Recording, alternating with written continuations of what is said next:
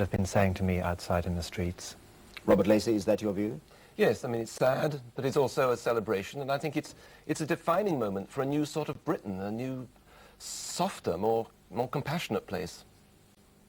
And the extraordinary thing as well is that people have been talking about the nature of the crowds. The humanity of Diana was seen in the boundaries crossed in everywhere, in every case.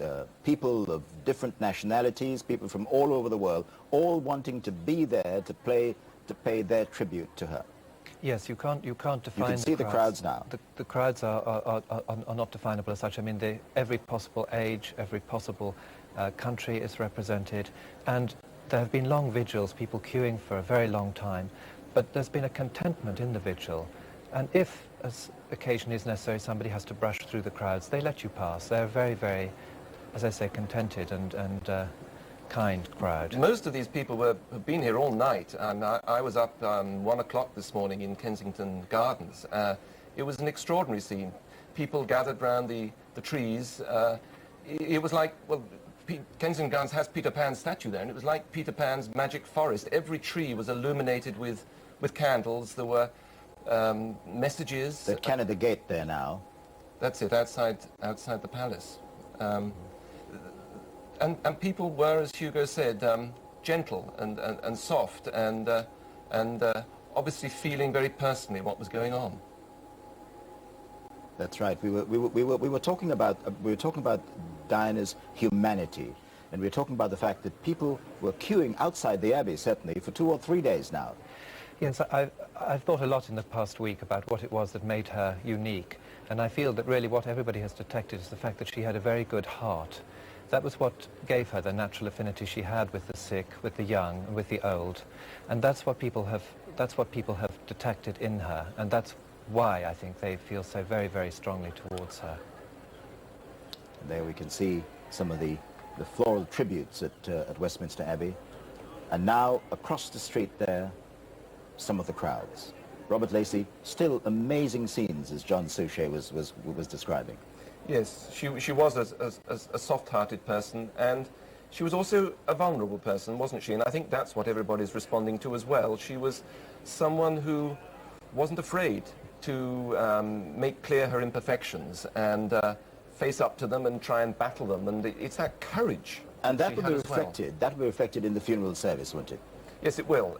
Stoicism, of course, will be the order of the day in Westminster Abbey. Of course, we've had this controversy this week about the right way to show grief, whether the royal family's traditional way is the right way, whether breaking down and crying in public is the right way, and I think it'll all be resolved today in those crowds and in the Abbey.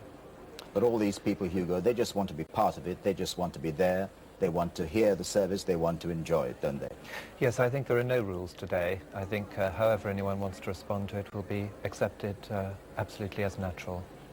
I think it will be the most extraordinary thing we've ever seen, probably. For the time being, Hugo Vickers and Robert Lacey, thank you very much indeed. In among the crowds, every individual, every family, has each its own special reason for wanting to be part of today's remarkable event. The Williams family from the Rhondda Valley in Wales remember the day 15 years ago when the princess met their son Hugh, then just a few days old, in the maternity ward of their local hospital. Norman Rees reports on their journey to London. We are all God's children here. This is what we pray. In the Rhondda Valley, they're remembering their princess. They're all aware that Princess Diana has died. Their opinions vary from her being a very caring person, a very kind person, a very loving person who has done a lot of good work throughout the world. Keith Williams is head teacher at the Watstown Primary School, and he has a particular reason to remember Diana. His wife Dawn and mother Joan share this special bond. They went together to sign the Book of Remembrance at the village library, and it brought back memories. Memories from 16 years ago, when Diana went to the local maternity unit and met Dawn with Hugh, her newborn baby son. Some were quite nervous and apprehensive about it, but I must be honest, I enjoyed it. I enjoyed the day, and but as soon as she came through the doors, Everything seemed so relaxed, and because, you know, she just looked and said, "Oh, babies," and we, you know, headed to the first bed there, and it was just so nice. It was so pleasant, and, you know, she just lit up the room. From as early as I can remember, really, my parents had told me all through the years that Diana was at the hospital. And I've seen the photos, and I'm glad to have been part of it, of her life. She met me even though I can't remember. Grandma carries the memories, though, packing her bags to come to London for the funeral. I know what else you can say. Just that I'm sad. But I'm pleased to be going just the same, you know, to pay my respects to everybody. But I am sad. Like millions of others, the Williams family made today's journey to London, and like everyone else, they knew why they wanted to be here. I was there at the beginning when she first became Princess of Wales, and it's nice to be there now and to pay your last respects. To see the end of the Princess of Wales. Well, it'll never be the end, she'll live forever in people's hearts. Norman Rees, ITN. Now, to talk us through the route, its landmarks and its historical significance, here's John Suchet. This is the timetable. At 9:08, the procession will leave the grounds of Kensington Palace, the Princess's London home since her marriage in 1981, first with her husband and later alone, after the couple separated. It travels along the edge of Hyde Park, passing the Royal Albert Hall to the right. The coffin leaves the park through Apsley Gate next to Apsley House, the London home of the Duke of Wellington, then crosses Hyde Park Corner under Wellington Arch, which is never opened to traffic. Next, the procession approaches Buckingham Palace, the home of the sovereigns since Queen Victoria moved there in 1837. It passes the Queen Victoria Memorial and into the Mall. It was down this great processional avenue in 1981 that the Princess and Prince Charles left Buckingham Palace in the evening of their wedding day as they headed towards Waterloo Station for their honeymoon at Broadlands in Hampshire. From here, the cortege will follow a long-established royal processional route, little changed for over 3 centuries, a route that the sovereign has taken for all important ceremonial occasions. Further down on the left, the grounds of St James's Palace, Prince Charles's London home, the sovereign's residence before Buckingham Palace. At the junction with Marlborough Road, on the left, tradition and the unique nature of the princess's funeral will blend as 500 members of her favourite charities join the procession. It moves then towards Horse Guards Parade. Along with other members of the royal family, the princess would watch the annual ceremony of Trooping the Colour from the large window above Horse Guards Arch. The procession passes under that arch, the archway of the old Admiralty building, and turns into Whitehall, passing Inigo Jones's banqueting house. Then there are the government buildings, the Cabinet Office, Downing Street and the Foreign Office, and on towards the Cenotaph. It then passes Big Ben, Westminster Hall and the Houses of Parliament.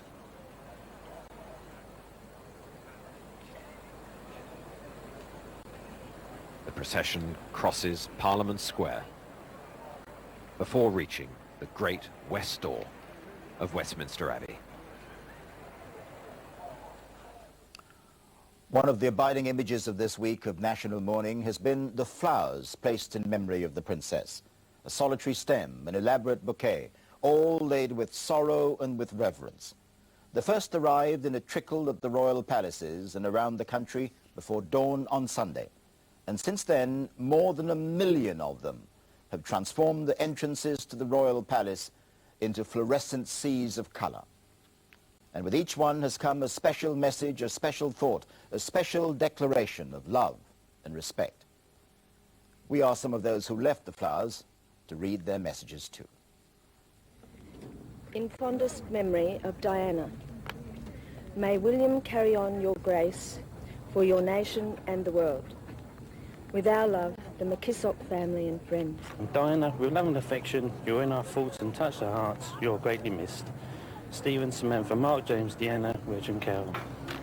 Arkham from Essex. Diana and Doddy, may you find happiness and peace at last. God bless you. You'll be greatly missed.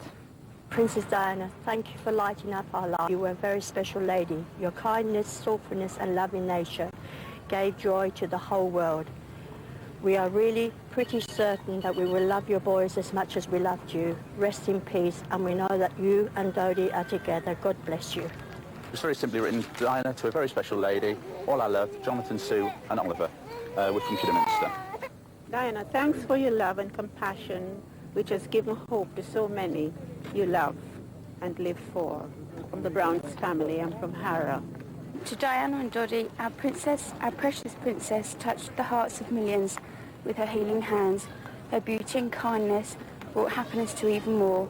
It's comforting to know you had both found love with each other. You'll be remembered always. Good night, God bless, sweet dreams. ITN has reporters right along the routes the coffin will follow, from Kensington Palace to Althorpe. Let's sample a little of the atmosphere now and the emotion there, starting at Kensington Palace. James Mates is there. James, give us a sense of the atmosphere there. Well, there are thousands of people here. This is obviously a popular vantage point. This is where the Princess of Wales's body has spent a last peaceful night, surrounded by 1,000 candles. The view this morning was of flames. This is in the early hours before dawn, with the flames flickering right the way across Kensington Gardens. Okay. Every tree was surrounded by flowers, by candles, by people, some sleeping, some sitting and contemplating, some praying.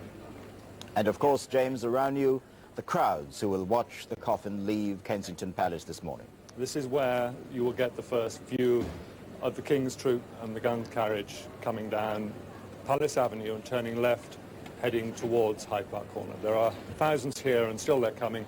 Many have been here all night. Many were here yesterday afternoon to watch that extraordinarily solemn, mature appearance by the two princes, to see the flowers laid in tribute to their mother. They were here again last night to see the coffin brought home in the rain and the dark. They watched then in silence, and there'll be silence again this morning. Trevor. James, thank you. Dermot Monaghan is at Buckingham Palace. Dermot, of course, the royal family having spent the night all together there at Buckingham Palace. A cross-section of members of the royal family were there last night. And this is where the royal family will leave from to head for the Abbey. Yes, indeed, Trevor. And, of course, the royal standard still at this moment flying high above Buckingham Palace. When the Queen leaves, it will be replaced by the Union flag, which will fly at half-mast. That fuss about the flag that's gone on all week now put firmly behind us. And are there people there, too, still waiting to see the family leave? Yes, indeed, Trevor. Buckingham Palace has, of course, become the focal point almost for the nation's grief. And people here are very much aware that they're not just here as spectators, that they're very much an integral part of the proceedings. Many people, as we heard James saying, there have been here overnight. They've slept in cars, they've slept in tents, they've even slept on the grounds. And it got pretty chilly overnight, and one man I was talking to, was saying, yes, he was only in a T-shirt, said, yes, I was cold, but a hurricane wouldn't have dislodged me from here. I had to be here for this. Dermot Monaghan, thank you. Julia Somerville is at Westminster Abbey. Julia, Dermot said that Buckingham Palace was the focal point of this, but of course the entire world will be watching the funeral service of Diana, Princess of Wales, from the Abbey today. Yes, indeed. I mean, the focus of today will eventually become Westminster Abbey, and all the hundreds and hundreds, thousands indeed, of people who've flocked down here and are now massed around the building want to be here because they want to be at the very heart of what is happening today. And in fact, they will be able to hear the service. Up behind me in the trees there are speakers hanging, and so the whole atmosphere should be as reverential, really, outside as it will be inside. Julia, what's the fate of all those people who have been camping out for 2 or 3 days to try to get closer to the Abbey? Will they have a greater advantage than the rest of us? Well, the point about them is, I think that when they woke up this morning when it was still dark, I think their mood was subdued, if not perhaps a little depressed. After all, they had been, as you say, some of them sleeping out for 2 nights, and it rained yesterday and so on, but as the sun rose, so did their spirits, and I think now there's a real sense of anticipation, particularly now that some of the guests have started to arrive. I don't know whether you can see behind me, but there are people who have already arrived, and the doors don't open until 9:30, but those that have arrived are inspecting the flowers and reading the messages, so there is beginning to be something for the people who've waited so long to actually look at. Julia, thank you. Yes, indeed, we can see the people arriving. Moving memories of and tributes to Diana, Princess of Wales. Let's now hear from people who have travelled from all over the country. For the funeral, Jackie Ashley is among the crowds at Horse Guards Arch. Jackie Ashley? Trevor, yes, I'm standing here outside Horse Guards Arch, and it's through this arch just behind us that just a couple of hours the funeral cortege will come on the last leg of its journey down Whitehall. The street is absolutely packed, 8, 9, 10 people deep, and these people have all been standing by these crush barriers all night long. They've had no sleep, they've been standing here, but the mood is still very, very good-natured. Let me ask you first, what's it been like all night? It's been a really good atmosphere. We've all made friends, and the night's passed really quickly. When I got here, I thought you'd all come together, but in fact you all come separately. Know each other. No, we don't know each other. We've just all met tonight. And nobody seems to be suffering the effects of exhaustion? No, I think it's at a time like this, it doesn't really matter. It's not too bad. Let me come to you. What is it that made you come and stand here for the night? I don't know. I just think I just needed to be here with everyone else. I just really need to, to share with everyone else, come and see and say goodbye to the princess and show everyone that we care. So. Can I ask you, there have been a few people taken ill already because it has been a tremendous wait here. You think it's all worth it, though? Oh, it's well worth it. It's such an electrifying atmosphere down here. Everybody's been so warm and friendly, come together to pay their last respects and say goodbye to a princess who's been so wonderful to the whole nation, and I'd just like to say our last goodbyes. There have been polite ripples of applause for the police, but otherwise it's been quite quiet here. Do you think that it's going to stay that way? Yes, I think it will do. I mean, a lot of people came down early this morning, but we've had nothing but calm, and people have just been wonderful. It is a very moving atmosphere. Are people supporting each other, do you think? Oh, definitely, definitely. We're all looking out for each other down here, and we're just pulling together and enjoying being here. Let me come to you now, sir. Do you think you'll ever see an atmosphere like this ever again? Well, no, never. It's a momentous occasion. There's only been one Princess Diana, and that's it, period. She's been taken away, and it's so tragic. She was so compassionate, so loving, in spite of her own personal tragedies in her life. She managed to come through it all with flying colours. And I'm just so pleased that she was alive when she was alive. That's it, really. Thank you all very much. Well, with that, back to you in the studio, Trevor. Jackie Ashley in Horse Guards. And over in Hyde Park, scene of so many popular, joyous celebrations, tens of thousands of people are preparing to watch the funeral procession on huge screens erected there. ITN's Mark Webster is there with them. Indeed. As you can see behind me, several hundred people did camp out here overnight. About 1,000 now. Many thousands more are expected to watch the service on these giant screens by my side. But I have with me now some of the people who really do matter today. Some of the millions who've made the journey to pay their respects to Diana.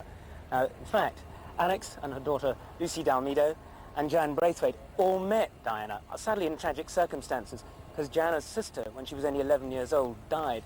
But Diana then did her best to try and comfort them. Now, Alex, perhaps I can turn to you first, because I know Diana's feeling a bit shy. But Alex, what are your favourite members then of Princess Diana? It's just the way she moved. It was everything about her, really. She was very gracious, very polite, and she showed that she really cared about us, the people. And us being people, we tend to think, well, this lady showed us some love and compassion. We're here doing the same thing for her. Now, Lucy, I know you were saying earlier, it's very difficult to come to terms with the fact that Diana has actually died. What are your memories of her? She was a wonderful person. I think she touched everyone's lives, especially my friend Karen, and I think she'll be greatly missed, but I don't think she'll ever be forgotten. What was it like talking to her? I just felt extremely comfortable with her. and relaxed, and she shook all our hands, and she was very comforting. And from today, do you hope at least to get a bit of solace out of being here? Yes, definitely. I think if I come here, I can accept it more now, so I felt it was something that I had to do. Yeah. For the family, Alex, I know your wife is here too. Yes. For the family, it must have been terribly important for you to be here and share this all together. I think it was important of us that we had to physically come out and be somewhere to share, really, the upset and the tragedy that everybody's had. We're sitting here, our thoughts are on the rest of the royal family and the Fayed family, who have also suffered in this, just like the rest of us. Yes, I know, Lucy, too. We were talking about the boys in particular. You were very impressed with the way they behaved yesterday. Yes, definitely. I think they were very courageous. They had to stand up in front of everyone and be very strong, and shaking hands with the people and getting into contact was exactly what Diana did. So they were carrying on what she loved to do. Yes, I know that certainly the people who are expected here, as I say, in their thousands later on today, will be expressing sentiments very much along those lines. Trevor. Mark Webster at Hyde Park. They have, as we've seen, many aspects of Diana's funeral which are strikingly different from previous royal occasions. None more so than her final journey. As her coffin leaves the ceremonial heart of the capital, it will then pass through parts of North London which had never before been part of a state occasion, on its way to Northamptonshire. No doubt there'll be people watching the events along the entire route. But there's one place that the crowds won't be, and that is this tranquil island in the middle of the Althorpe Park, which will be the final resting place for the princess.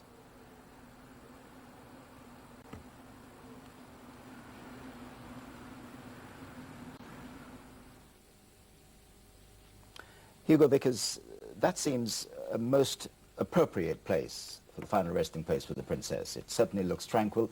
And what I think the Spencer family said was that, of course, the boys will be able to go there. My boys, as Princess Diana called the two young princes, will be able to go and visit their mother's grave. Yes, there have been Spencers at Althorpe since 1506. She spent a lot of her early years there. I think it's an absolutely wonderful idea that they should bury her in the park on that lovely island.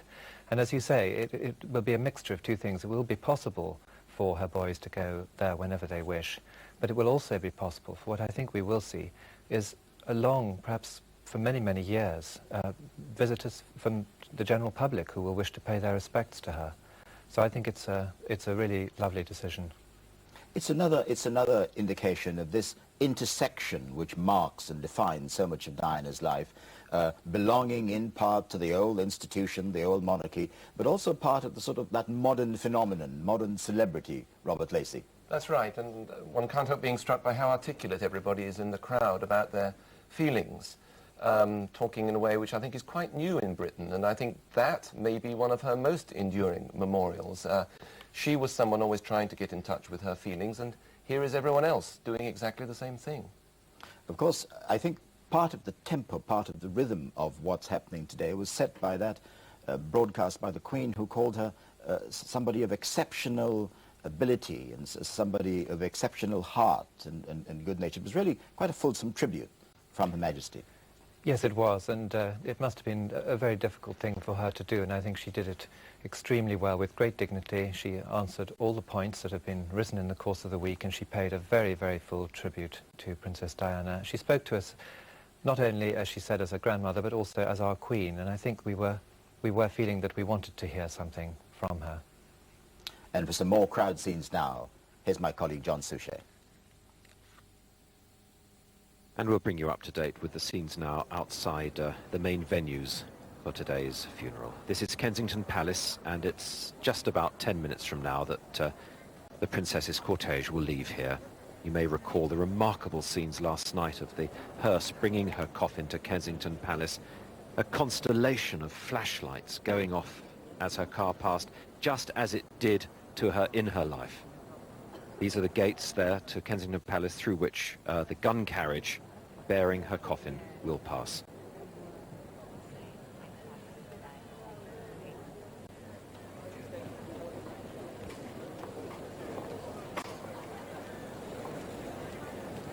Crowds standing 10 or more deep, 15, 20 deep. and a little way across town to Buckingham Palace. And you may recall the scenes there yesterday, the unprecedented scenes of the Queen and the Duke of Edinburgh on their walkabout before they even went into the palace, having flown down from Balmoral. And the applause they received from the crowd. And one person handed the Queen a bouquet and she said, "Is it really for me?"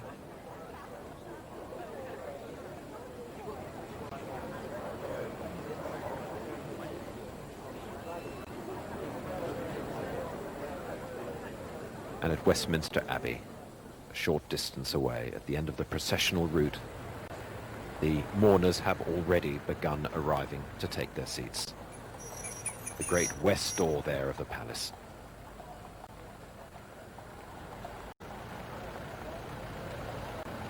The mourners are beginning to arrive. A little earlier we saw 2 nuns from Mother Teresa's order, the Sisters of Mercy. And let's not forget that the world has lost a second woman of great compassion.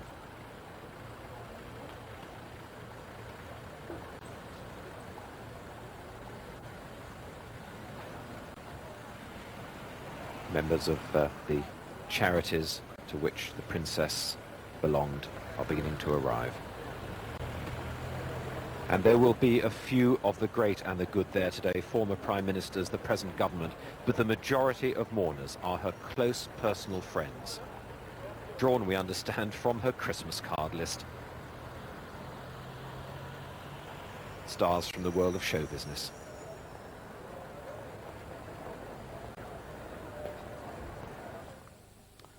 Let's go now to Michael Brunson, our political editor, who is at Buckingham Palace in our studio there. Mike, there's been a cessation of conventional politics this week, but of course it's been impossible to take politics entirely out of what's been happening with the princess's funeral. You're quite right. Parliament is in recess at the moment, and therefore political activity is always a little lower at this time. But during that time, normally, you get the daily press conferences that the parties want to have and things like that. There has been nothing of that at all. Mr. Blair has had 1 or 2 meetings at Downing Street, but a complete cessation, as you say, of political life as we know it. I think an editorial in the Daily Mail catches it rather well this morning. The headline on the editorial is, "A silence that unites the nation." And he makes the point, even the bitterly acrimonious devolution debate in Scotland has been overwhelmed for the time being in the national sense of loss. That poll, of course, theirs is due to take place 6 days from now, and yet all activity in that most important campaign that will resume on Monday has been completely suspended. And it's perhaps worth making the point also about the papers. The papers were leading the criticism during the middle of the week, but the Express this morning, the royal family won back the hearts of the British people yesterday. The Mirror this morning, the Queen had been criticised for being uncaring and out of touch. No one can say that now. Only perhaps the Sun newspaper, drawing just a little cautionary note. Let us hope we're seeing a new monarchy, one that's more human, less detached and more in touch. Michael Brunson, thank you. The idea that the princess was the queen of people's hearts wasn't simply an invention of the newspapers seeking to label her or the wish of an admiring public. Diana called that role hers for herself. She expressly said that that's what she wanted to be. So just before we see her coffin brought out from Kensington Palace, let's again look back now on Diana's life in pictures, and with a few words that she used about the guiding principles of her life. They're set to Grieg's Piano Concerto, a work that she was known to adore.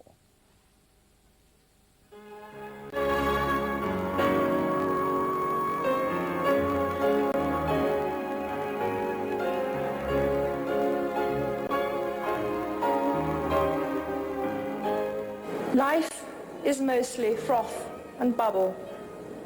2 things stand like stone. Kindness in another's trouble, courage in your own.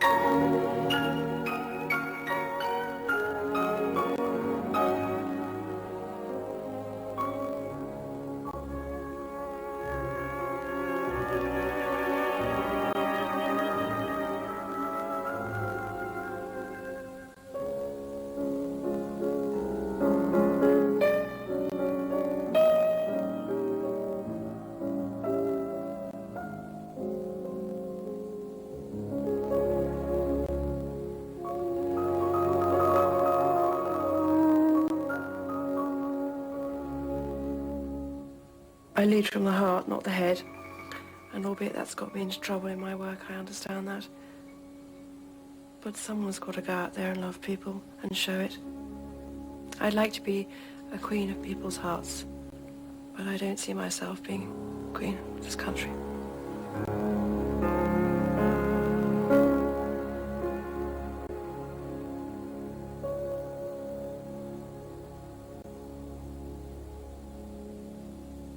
Memories in words and images of a remarkable life. We're now waiting for the moment when the coffin of Diana, Princess of Wales, is brought out from Kensington Palace to begin its journey to Westminster Abbey, the formal start of this day of remembrance. To describe the procession, let's now join our colleagues John Suchet and Nicholas Owen. Kensington Palace. At the gates there, hundreds and thousands of bouquets. Crystal clear or early autumn morning, the sun warming the streets. It was a chilly night, and the weather forecast is good. The dry weather will hold. The gates to Kensington Palace, through which in a few moments' time the gun carriage will pass, bearing the coffin of the Princess of Wales.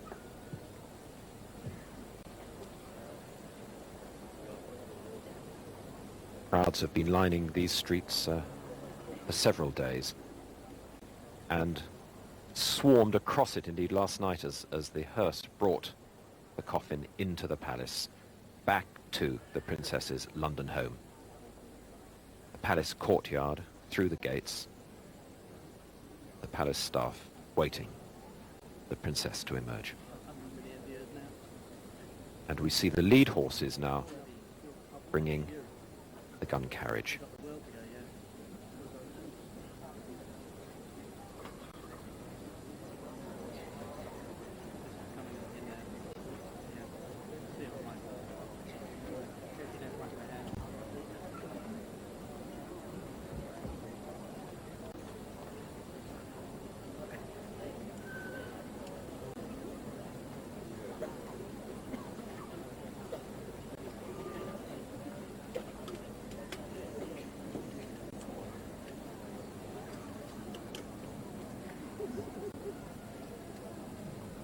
Soldiers of the King's Troop, Royal Horse Artillery,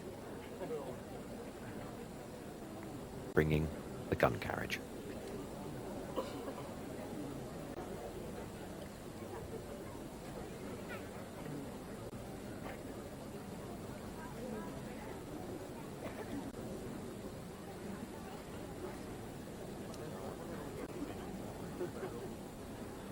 The crowds have fallen totally silent, eyes fixed on the gates.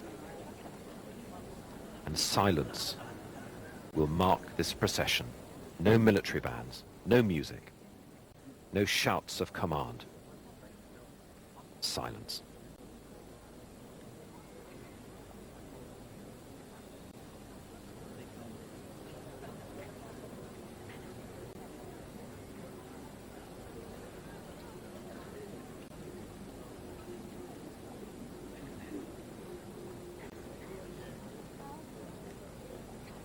Temporarily hidden from our view,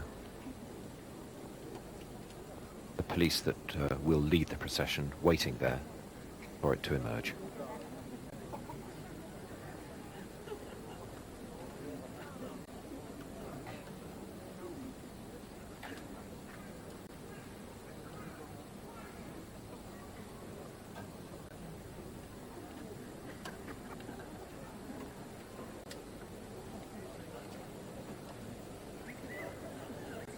Police are lining the route, facing inwards. If this were a state funeral, it would be soldiers facing outwards.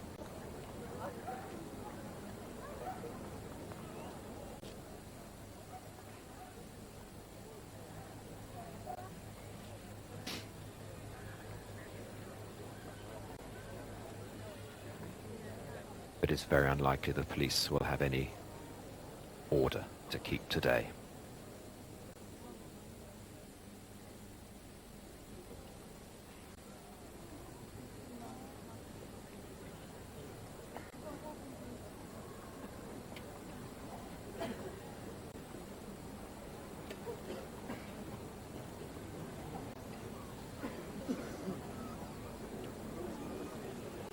gun carriage leaves the London home of the Princess of Wales.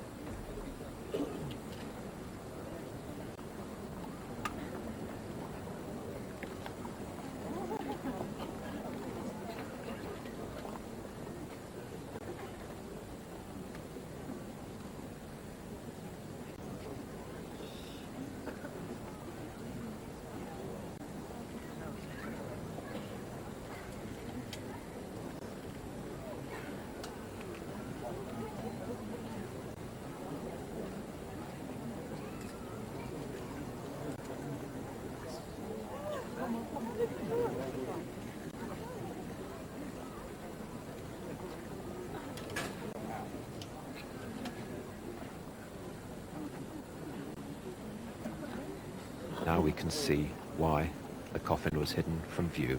It was to place the bouquets on top. There are 3 there, from Earl Spencer, the Princess's brother, and from her 2 sons, Prince William and Prince Harry.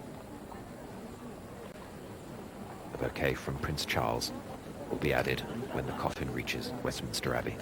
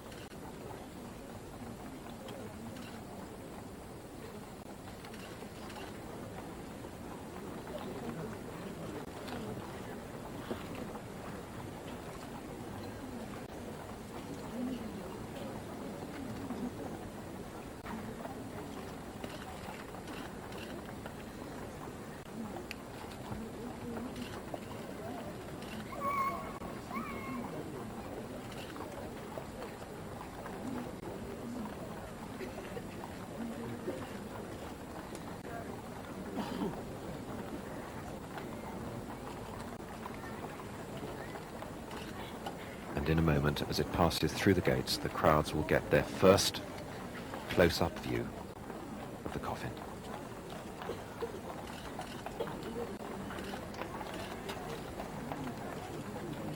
And it will slowly turn to the left and begin its final journey.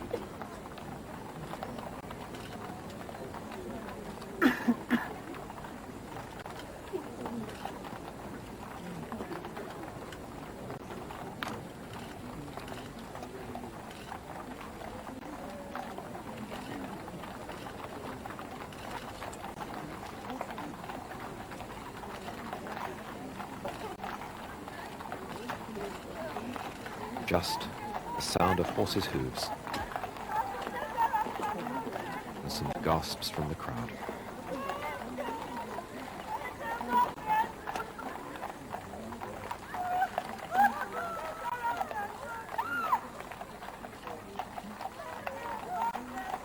We can hear the tears in the crowd. It was inevitable.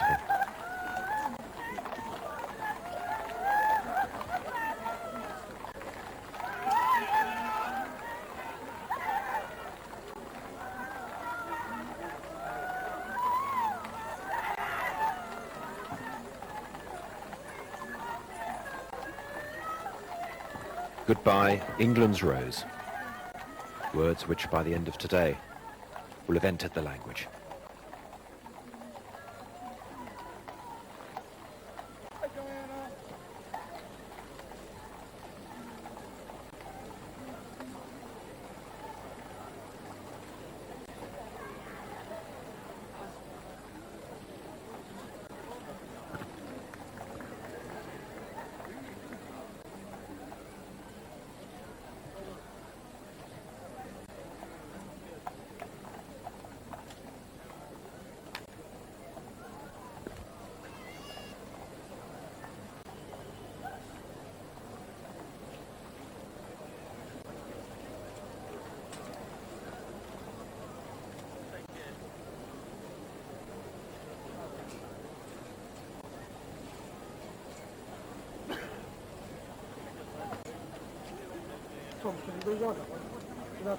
Single candle is sometimes all it needs. The extraordinary thing is that Despite the sheer numbers on the streets, this is not public grief. It's private grief, multiplied millions of times over.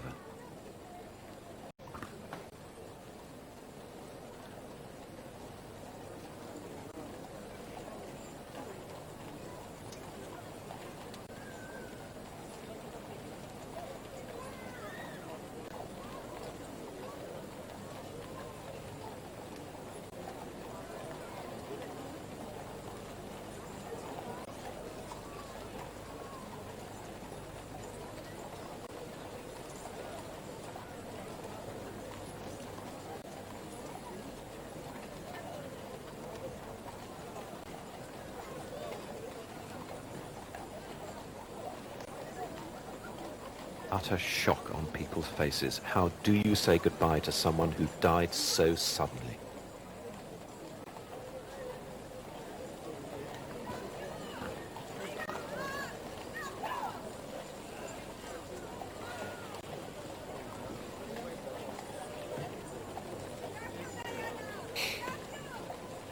People calling out her name, we can hear from the crowd. To a princess who combined dignity with warmth, protocol with spontaneity. And that surely was the secret of her appeal, not just to the people of Britain, but across the world.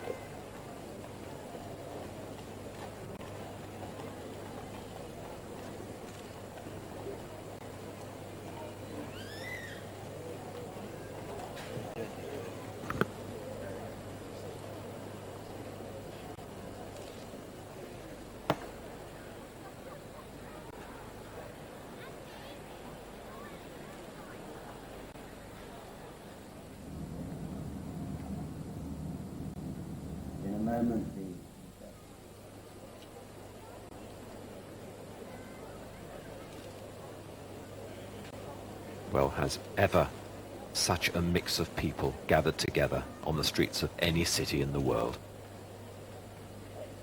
Young and old.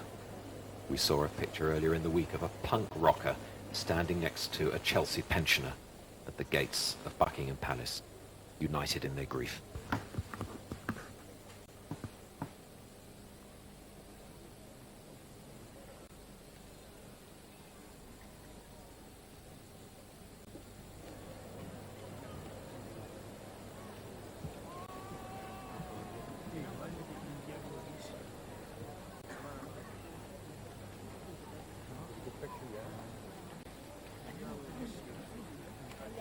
Seen inside Hyde Park. This journey will take around an hour and 3/4 to make its way from Kensington Palace through Hyde Park, then joining the great processional route for Westminster Abbey.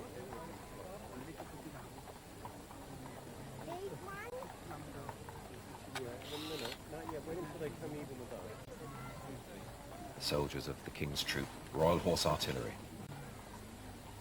in charge of the gun carriage.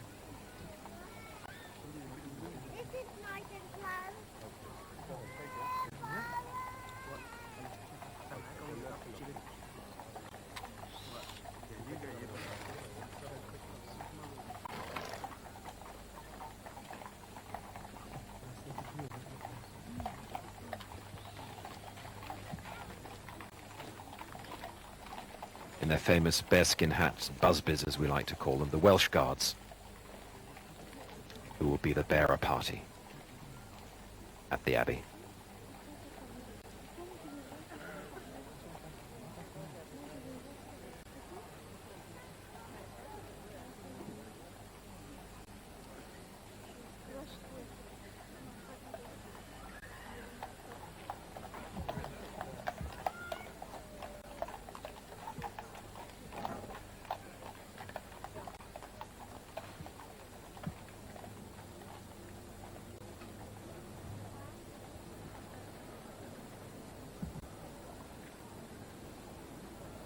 flowers being tossed in the path of the gun carriage, as they were last night when the hearse brought the Princess of Diana back to Kensington Palace.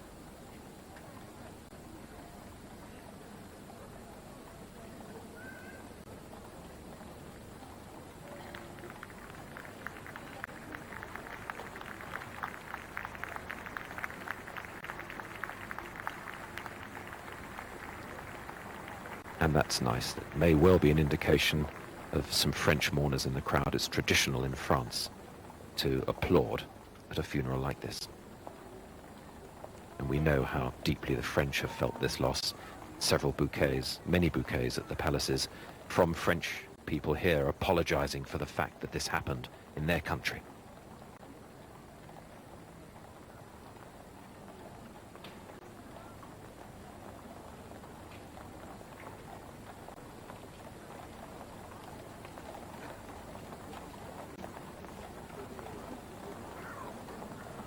This is such a unique event, not only never seen before here, but really anywhere in the world, that it's difficult to know how people are going to respond. But the overwhelming reaction is just silence.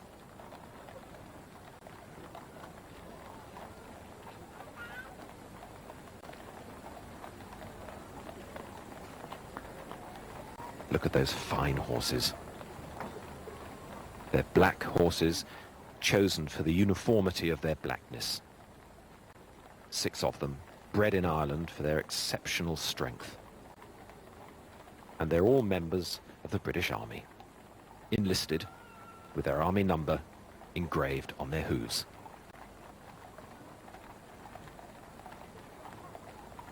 I can tell you that they will have been fed slightly lighter rations last night to keep them alert today. And they were exercised this morning before dawn.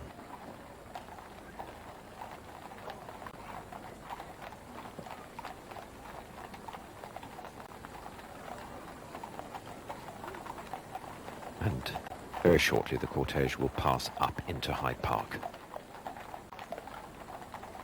Soldiers of the King's Troop, with their gold braid. And it is the King's Troop, not the Queen's Troop. It used to be the riding troop. But King George VI went to a regimental dinner and afterwards signed the regimental book, and he crossed out the word riding and he wrote the word Kings. And when the Queen came to the throne, she decreed that it would remain forever the King's Troop. Solitary flowers tossed by mourners.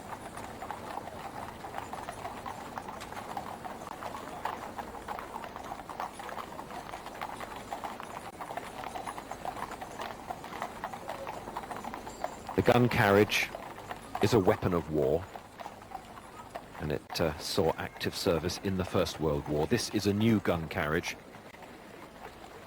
but gun carriages have been used at the funerals in London of Edward VII, King George V, King George VI, Sir Winston Churchill, the Duke of Windsor, and Earl Mountbatten, and Princess Diana. And it is, if you like, the ultimate symbol of the acceptance of Diana back into the royal family. Our royal correspondent, Nicholas Owen, is with me. A deeply significant choice, Nick.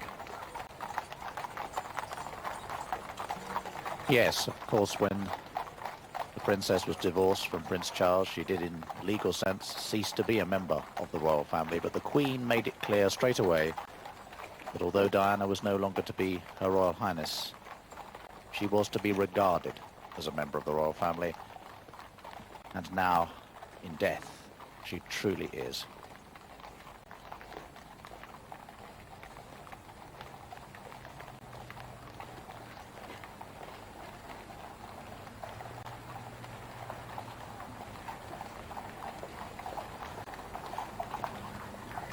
Some have said that perhaps to use a weapon of war is a little inappropriate. Yes, they will think of the princess's dedication to causes of peace, especially her campaign against landmines, which took her to Angola and very recently to Bosnia. Campaign which didn't always go down well with those in authority, but might actually have changed the attitude of the whole world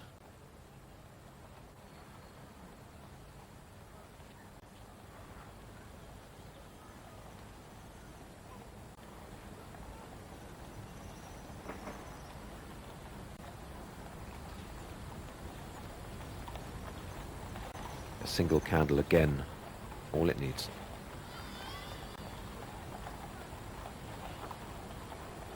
It's the sheer disbelief of this event.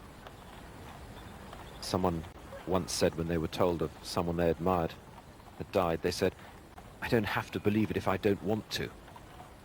Millions don't want to, and they almost refuse to accept it. They keep wanting to wake up and find it was just a bad dream.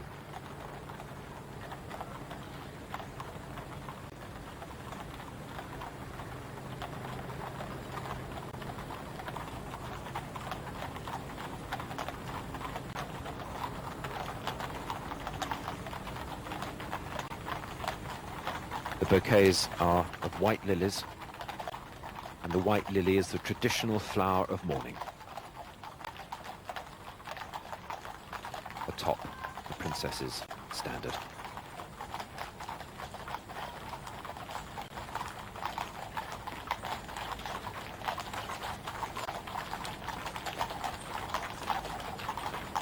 The royal standard underneath. Bouquets from, as I said earlier, the princess's brother and her 2 sons.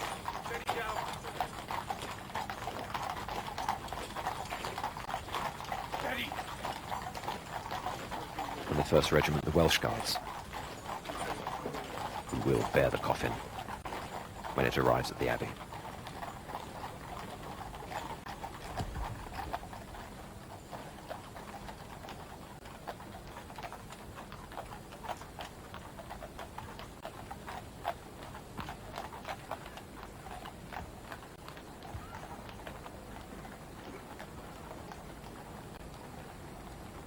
And the coffin is just about level with the Royal Albert Hall.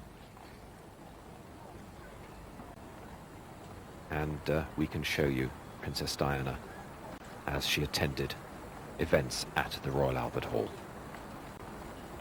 Here she was guest of honour with the Prince of Wales at the birthday ball in aid of birthright in 1985. The Princess was at that time the patron of birthright.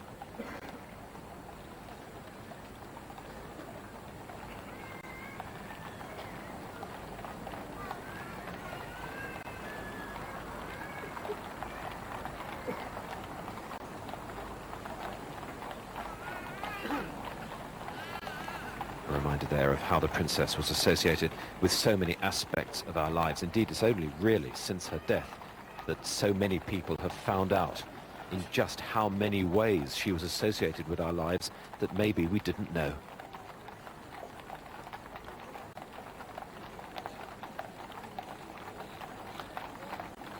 You can just see behind the crowd there the base of the Albert Memorial, which is in the process of being refurbished. A very long process it is too.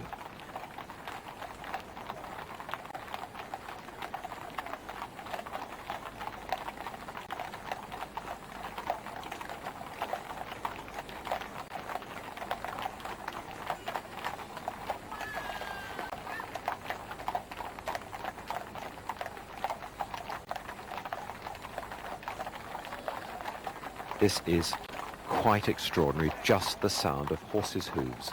Normally you would hear military bands marching, but just horses' hooves, and in the crowd, silence.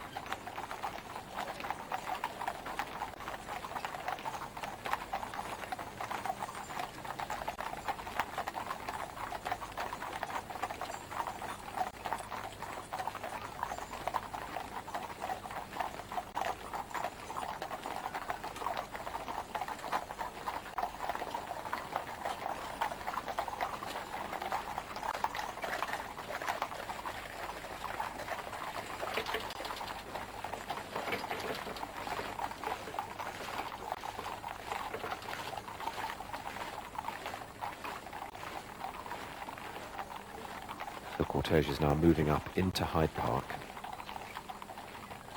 And in a moment it will wheel round to the right towards Apsley House, the Duke of Wellington's home.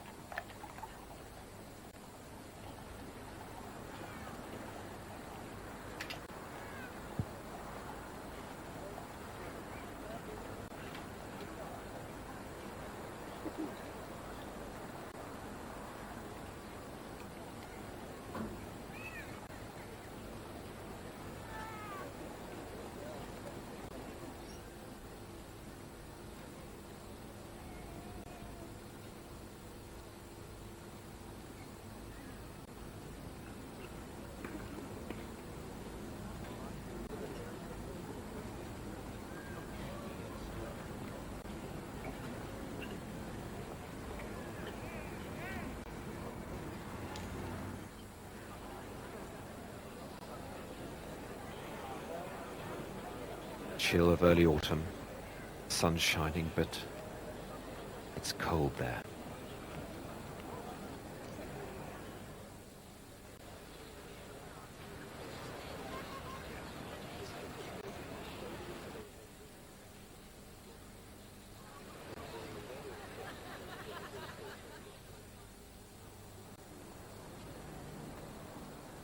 It's so often said that as a nation we find it hard to express grief. Well, that's not true anymore, is it?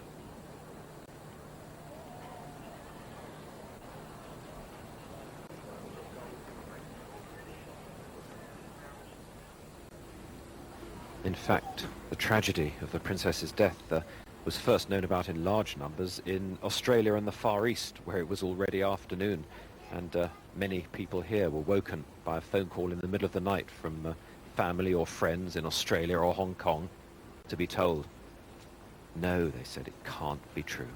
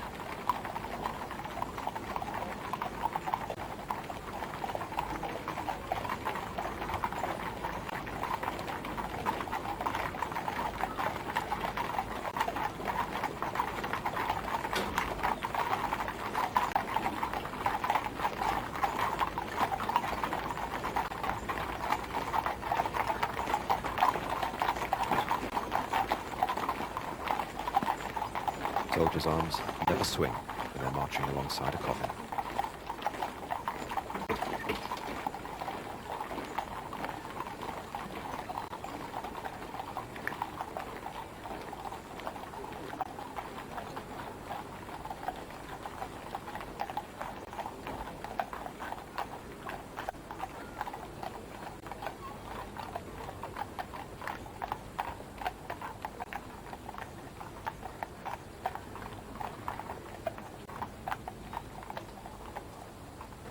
And we're going to cross to Westminster Abbey, the destination of the cortege, where guests have begun arriving, mourners have begun arriving. The nave, the choir screen at the end of it. We see the singer Sting there towards the back with his wife, Trudy Styler. We'll see many figures from the world of show business with which the princess was so closely associated.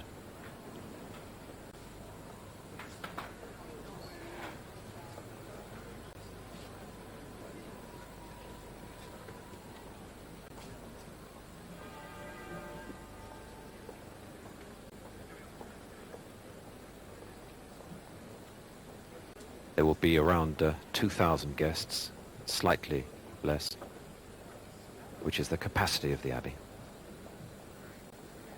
Sir David Frost, who interviewed the princess many times.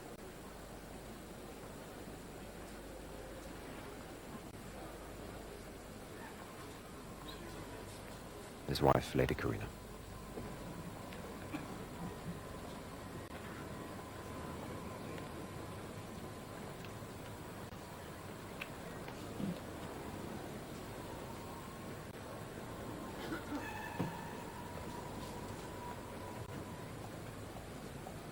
And Sir Richard Attenborough and his wife. Sir Richard was a great personal friend of the Princess. In fact, he coached her in public speaking. And we'll move back now to the funeral procession. Still in Hyde Park.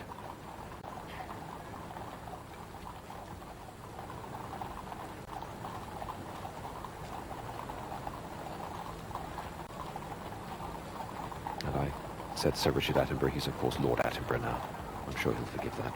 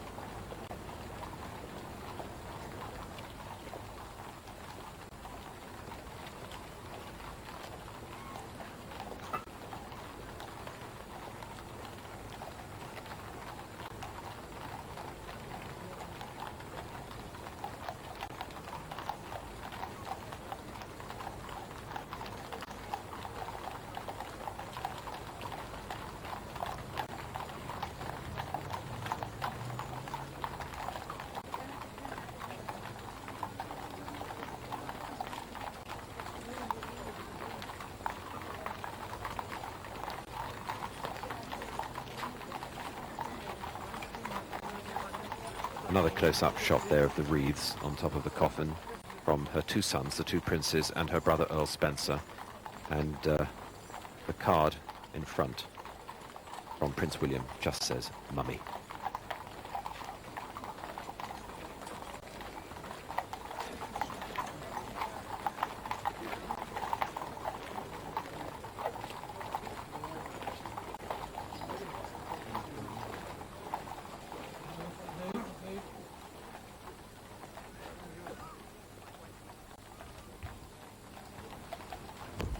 Sorry.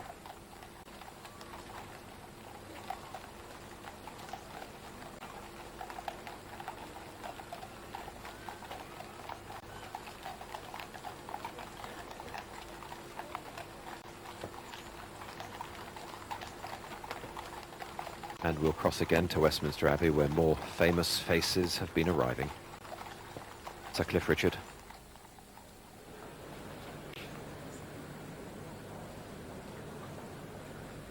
And from the world of Hollywood.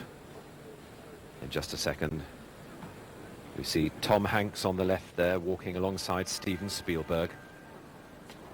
And behind them, Tom Cruise and his wife, the actress Nicole Kidman. What an array. It always was going to be her friends from the worlds of show business, charities, rather than the usual guests at a state funeral, such as statesmen and women. There'll be those, but in small numbers. What an array of Oscars below us there, with Tom Hanks and Steven Spielberg.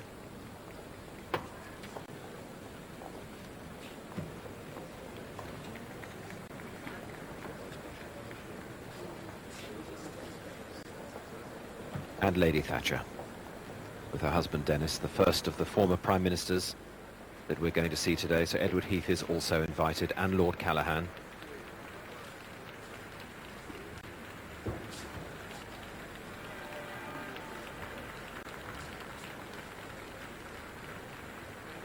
Through the great west door of the cathedral there. And we'll take you back now to the funeral cortege.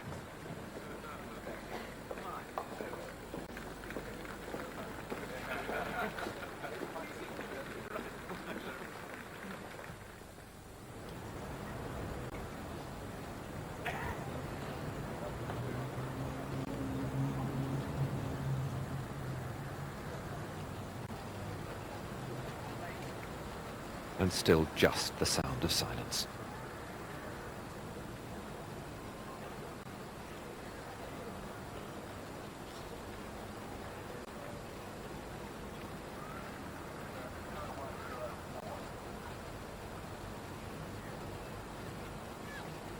And Nick, we've not yet seen any sign of the princes. It is said that, widely known, that William particularly has expressed a wish to walk behind his mother's coffin. Probably Harry too, and after what we saw yesterday of those young men comporting themselves with such enormous dignity and composure among the crowds, it's widely expected they will do so, probably joining the cortege at St. James's Palace, when it will also be joined by the representatives of the many charities that the princess was involved in. But it has been stressed that the decision is for the boys to make on the day. And this, of course, is that day.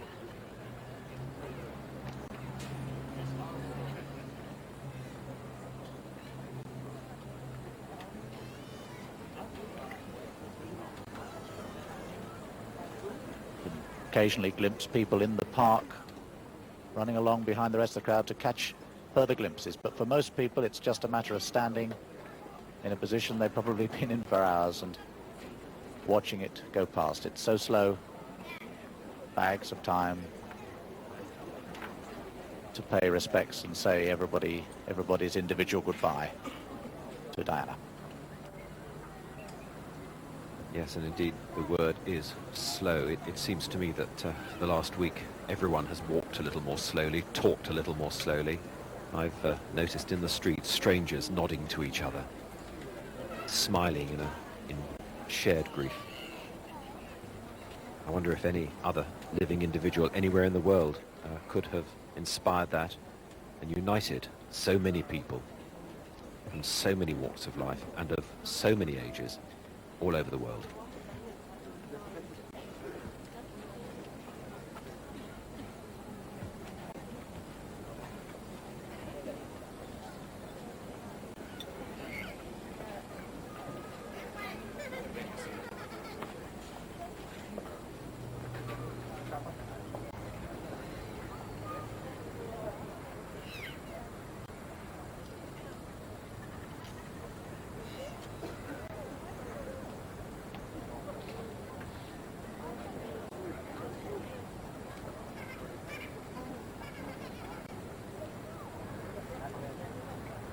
We're going to cross to Buckingham Palace, where the flowers, look at them, pressed up against the gates there, and crowds waiting for the gun carriage to come to the right of the palace there along Constitution Hill.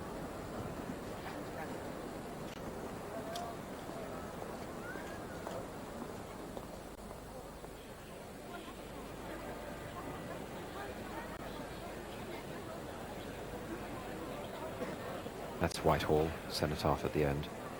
People just waiting silently.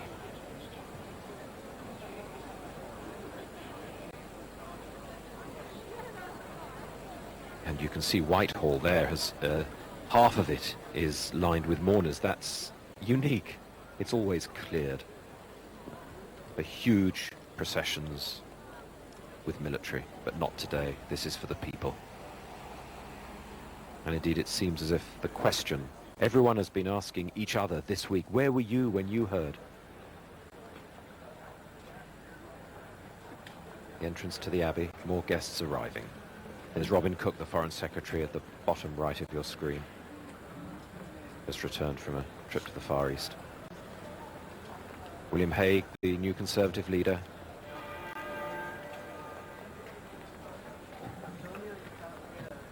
And his fiancée, Fionn Jenkins, to his right.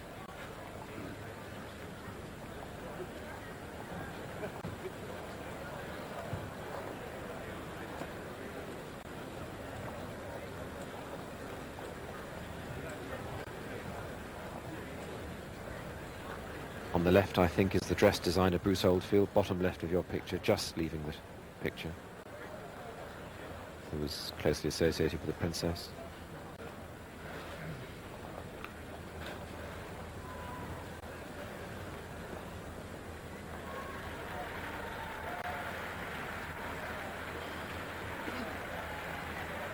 members of her charities. Several hundred of the mourners in the Abbey will be members of the 100 or so charities that she was involved with.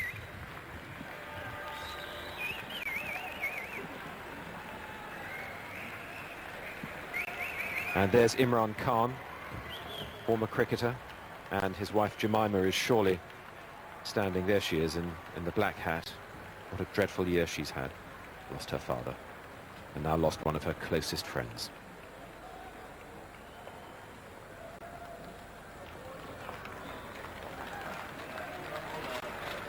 And Richard Branson, flamboyant entrepreneur. And I know he won't mind me saying he's wearing a tie.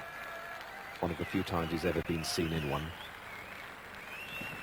Not arriving in a stately limousine, waving to the crowds. Such a different atmosphere from a state occasion. Because this isn't. We must keep reminding ourselves, however much it may look like one at times, it is not a state occasion. And there is Sir James Goldsmith's widow. Lady Annabel Goldsmith.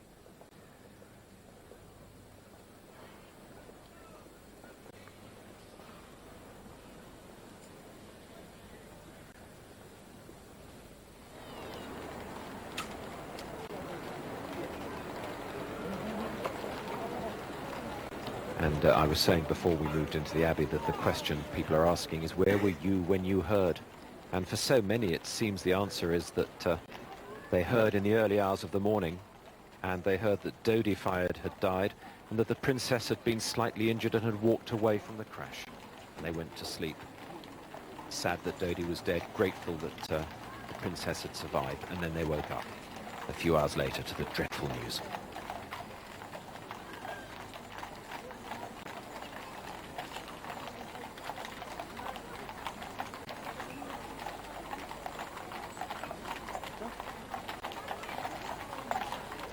The coffin is still in Hyde Park. It's approaching the end of Carriage Drive, and it'll shortly emerge into Hyde Park Corner.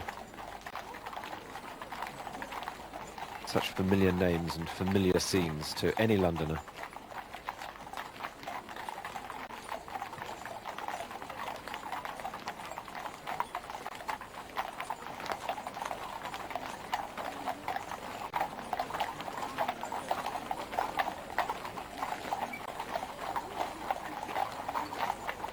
And charity workers behind the procession, gathering in Marlborough Road as the procession draws near. There will be 500 of them from, as I said before, around 100 charities, and they will join the funeral cortege as it enters the Mall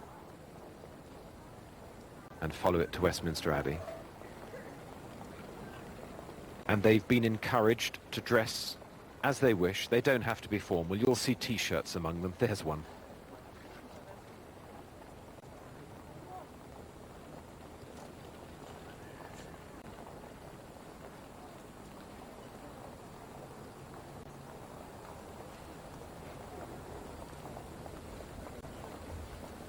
There are representatives there from Barnardo's, Birthright, the Malcolm Sargent Cancer Fund for Children, the National Rubella Council, the Preschool Playgroups Association, the British Red Cross, the British Deaf Association. The list goes on, and they are all there, 5 from every charity. Did the world really know that she was involved in such an enormous amount of charitable work?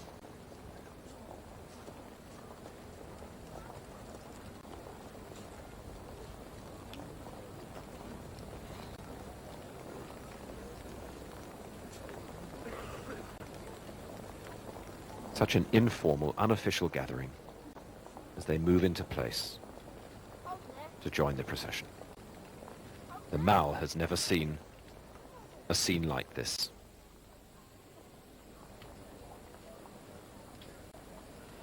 And we move back into Hyde Park to see the cortege pass between ranks and ranks of mourners, all quiet.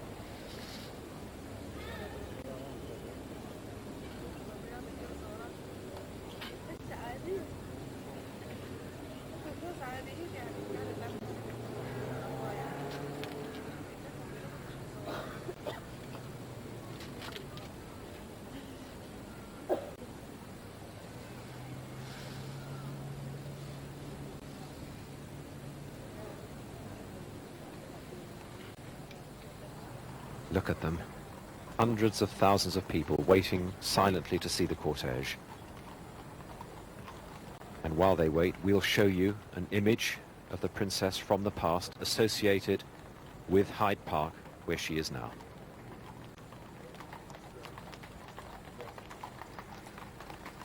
This is 1991. Who can forget the teeming, pouring rain when the princess joined 100,000 people in Hyde Park to hear the great Italian tenor Luciano Pavarotti perform. There he is on the left, and he is going to be at today's funeral. He said, first of all, he couldn't face it because it was too emotional, but he will be there, though he won't sing. And he called Diana a symbol of the modern woman, sweet and intelligent, yet with a regal manner.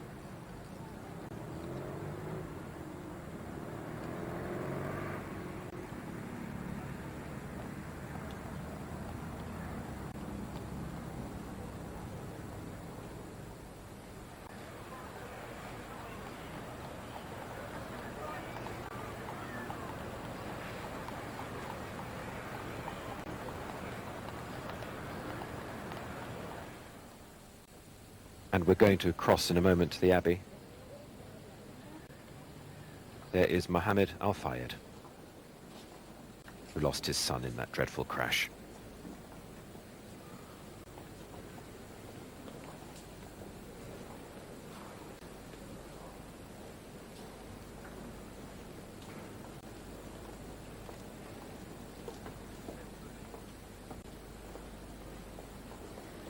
Mohammed Al-Fayed said that he'd had a long message of condolence from the Queen, for which he was deeply grateful, and we must remember the others who died, not only Dodi Fayed, but the driver of that car.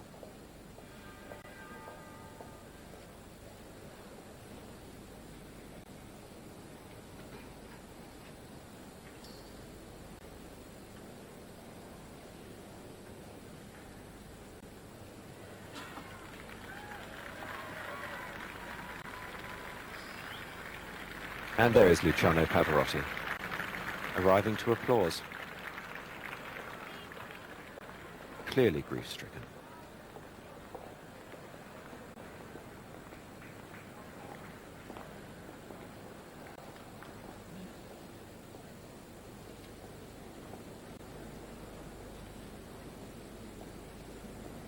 Not a face one has often seen of Luciano Pavarotti. No smile, no joviality.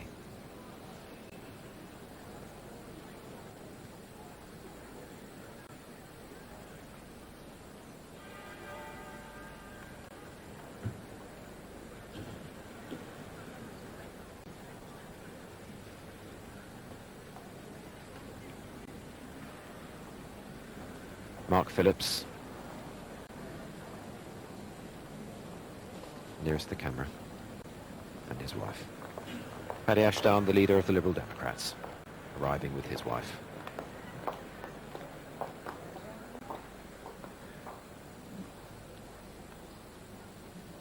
And just behind him, Lord Steele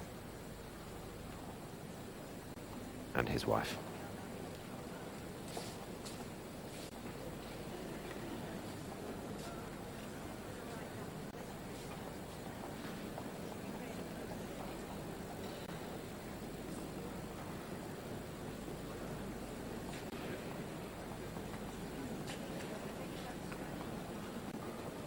And we'll return now to the procession as it emerges from Hyde Park and approaches Hyde Park Corner.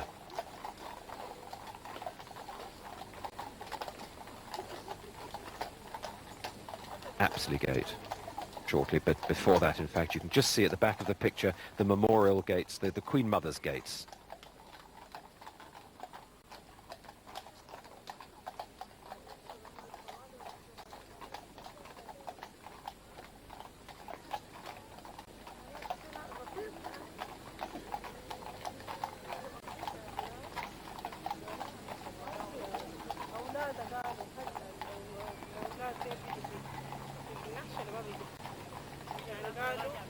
Crowd surging along in the background to keep up with the cortege.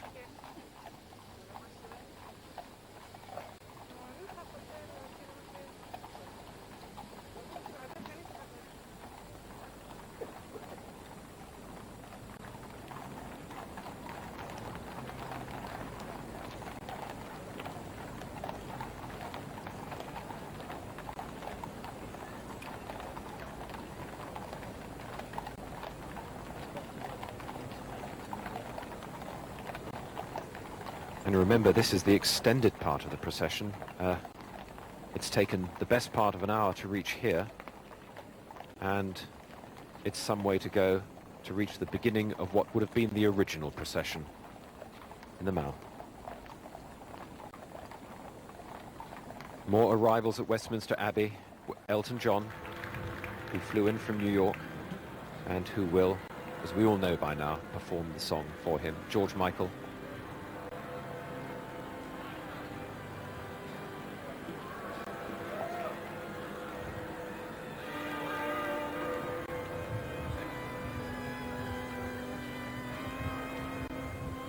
That's his companion David Furnish behind Elton John. George Michael there. And the song that he wrote for Marilyn Monroe that has been reworded, Goodbye England's Rose. And the cortege now goes through Apsley Gate. This is a historic moment because only the monarch has ever ridden through Apsley Gate.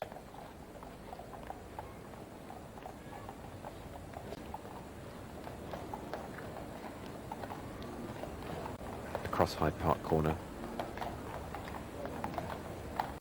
into Apsley Way.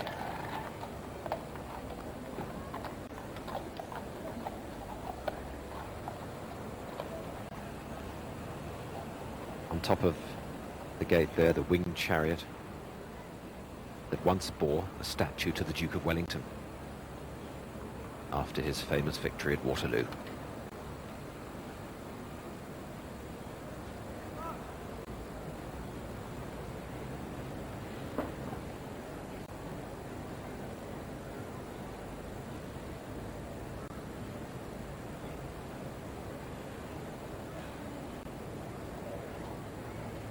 Such a familiar sight, such a familiar place this to anyone who knows London. Normally thronging with traffic, a notorious black spot even for traffic jams, one of the busiest junctions in the capital. And now, just silent.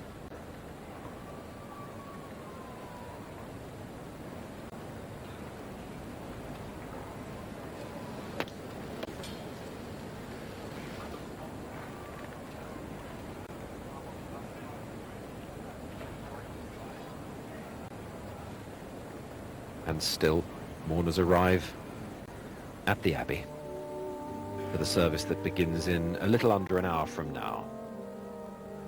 Great vaulted ceiling and the nave below. And the choir screen. There's Elton John sitting in the choir stalls.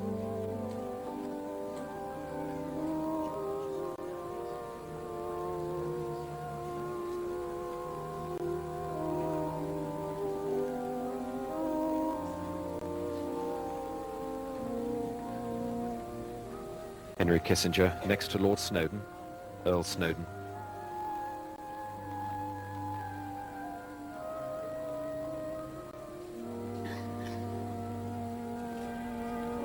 Winston Churchill, MP, who is looking down at the ground, and the slab he's just walked round is the memorial to his grandfather, Sir Winston Churchill.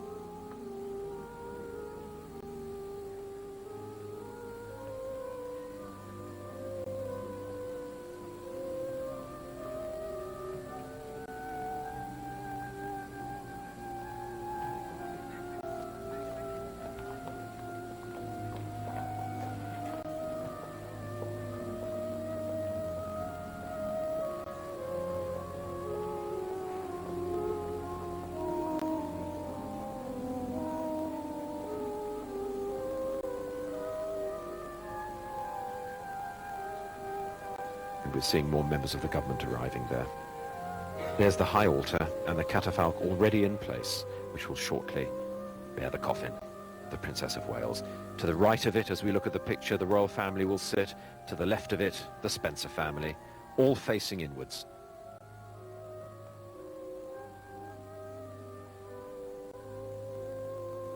So many of the guests at the funeral today have stories to tell of how the princess touched their lives. We spoke to 3 of them before the service: a fashion designer, a politician, and a British Red Cross official. I'm John Gray of the British Red Cross. The Princess of Wales was very special to many people. To people she came into contact with, to those who attended the events to help us raise money to support the work. For 15 years she gave so much to the British Red Cross, and for the last 18 months in particular, Diana, Princess of Wales, gave much of her time to help the victims of anti-personnel landmines. We are grateful. We want to say thank you, and we will remember her forever. I'm Elizabeth Emanuel. With David, my husband, I designed the Princess of Wales wedding dress. My memories of her: she was a very special person, and she was a unique person. She touched so many people's lives. She took away people's fear. She showed them love. Everybody who came into contact with her loved her. This is Jeffrey Archer.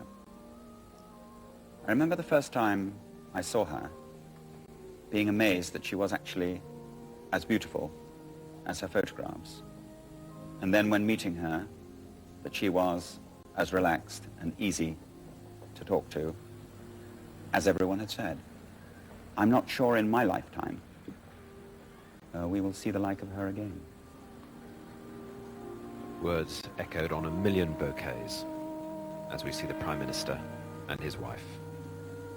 Tony and Cherie Blair arrive, and the Prime Minister will read a lesson during the service.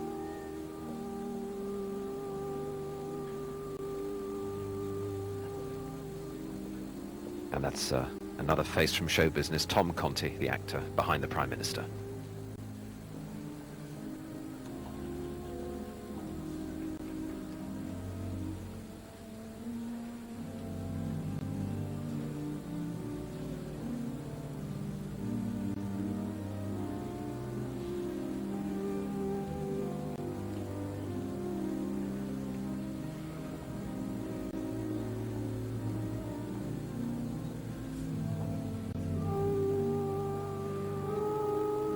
We're looking through the choir screen now, back towards the great west door of the Abbey. And it's in the nave there that we're looking at that the majority of the mourners will be sitting. And this is the other side of it, the choir stalls where the choir and, if you like, the VIPs will be sitting.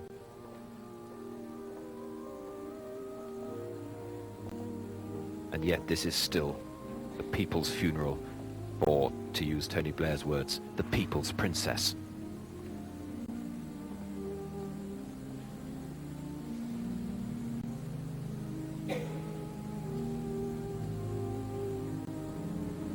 Tony Blair taking his place in a stall at the back of the choir.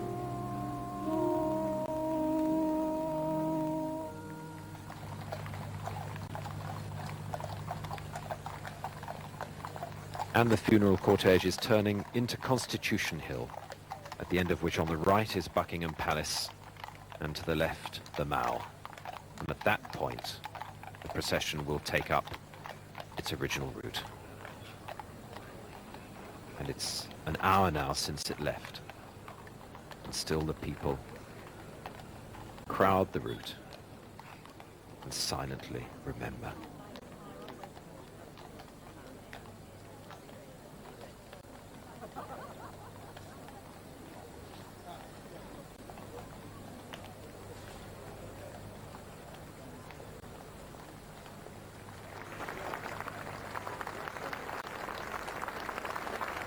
And the Queen, Prince Edward behind her. Members of the royal family now, Princess Anne, the Princess Royal, Princess Margaret on the right. Princess Anne's son next to her. Lindley, Viscount Lindley behind the Queen. Peter Phillips, the Princess Royal's son, of course. And they're gathering now at the entrance to Buckingham Palace.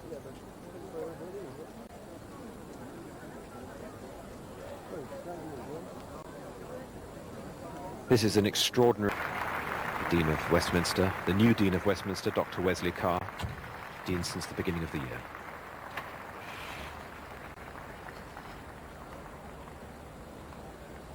And we might note at this point that Westminster Abbey is in fact the Queen's Church. It's known as a royal peculiar. The Archbishop of Canterbury has no authority in this church. It and St George's Chapel, Windsor, and just a few others are the only ones in the country. And that is why the Dean of Westminster will be officiating, leading today's service, and not the Archbishop of Canterbury, although he will play a part. 97 years of age.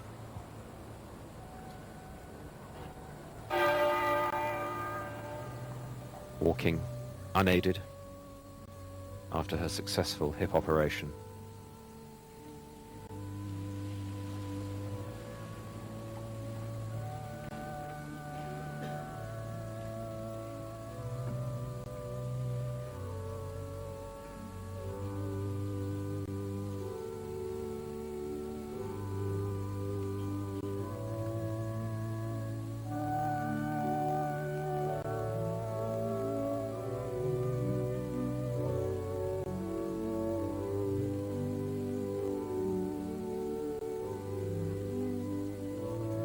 Albinone's Adagio. Again, one of Diana's favourite pieces, chosen by her family for the organ to play prior to the service.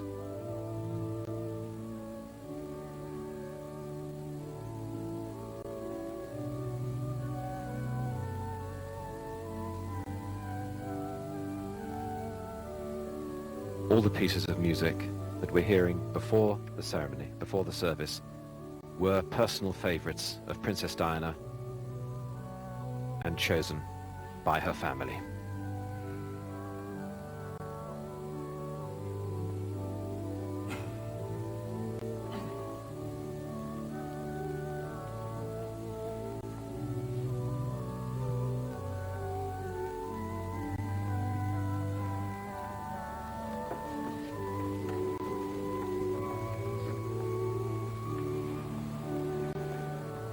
The organist is Martin Baker, sub-organist of the Abbey.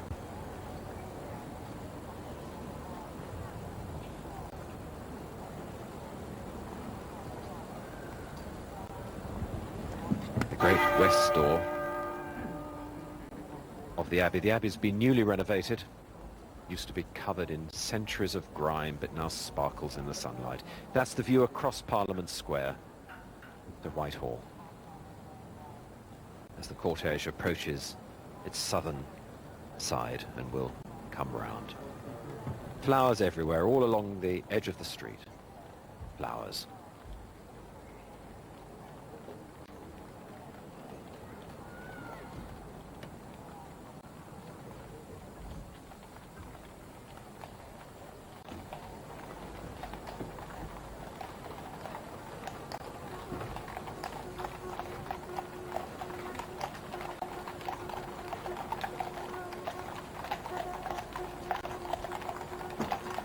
Wheeling around now, of course, in front of the Houses of Parliament.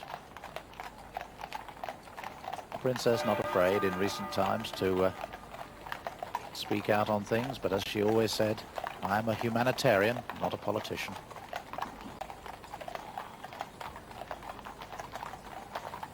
And so the cortege draws close to Westminster Abbey for the service due to begin in just about 7 minutes' time.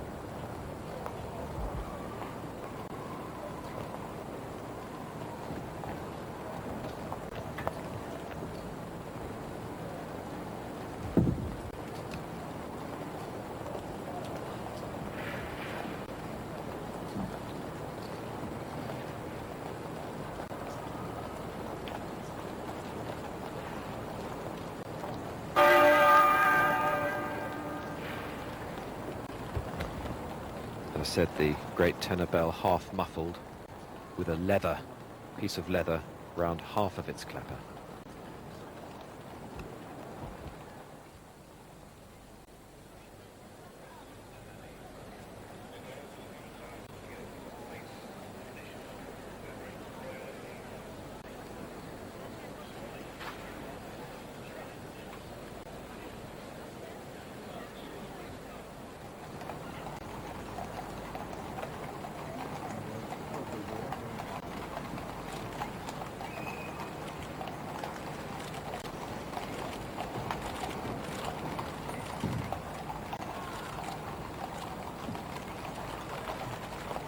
Those soldiers in their bearskins will shortly perform the most difficult task of their lives.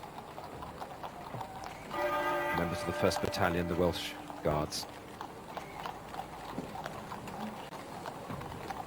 will bear the coffin into the Abbey.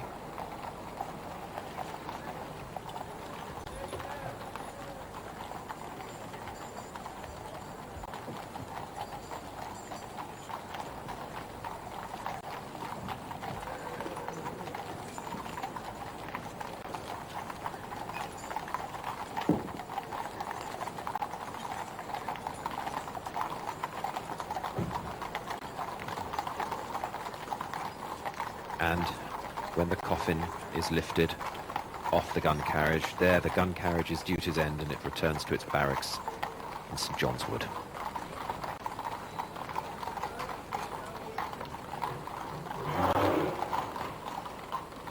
And the horses, who behaved immaculately.